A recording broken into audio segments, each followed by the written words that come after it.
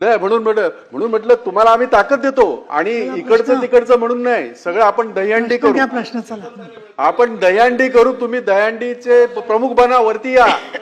माझी विनंती तुम्हाला अशी आहे, बजेटरी आहे, आपण हा 86.76 कोटीचा जो ह्याचं आंबा नुकसानसाठी जे कोकण विभागासाठी जे हे आहेत ते कमीत कमी 200 कोटी तरी व्हायला हवे, तरच ह्या आंबा बागायतदाराला कुठेतरी थोडासा न्याय दिल्यासारखं होईल. नुसतं असं होता कामा नये की आम्ही फक्त ते त्याचा हे केलं, आम्ही त्याचं वाटप केलं, असं न होता माझी विनंती राहील, बजेटरी आहे, आपण सक्षम आहात, तुम्हाला लागलेली ताकद आम्ही सगळेच द्यायला तयार आहोत, बाकीही कोण विरोध करणार नाही.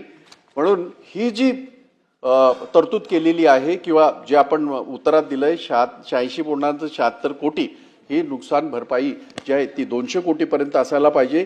नंबर 2, परत एकदा सांगतो तुम्हाला, 2115 हेक्टर हे जे काय क्षेत्र याचं आंब्याचं जे सांगितलंय ते चुकीचं आहे अशी माझी खात्री आहे. माझा संशय नाही, खात्री आहे.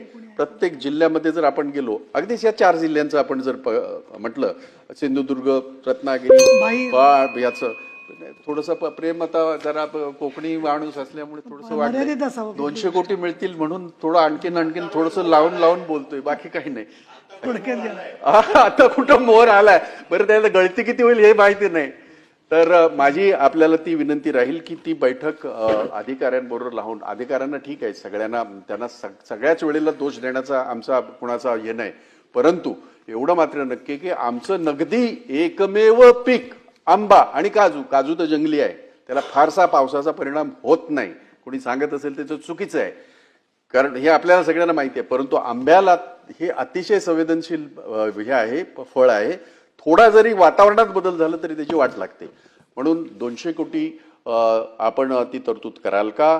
नंबर 2, 2115 हेक्टरचं इथे दिलेलं जे काही क्षेत्र आहे, परत एकदा सांगतो, माझी खात्री आहे की ते चुकीचं आहे.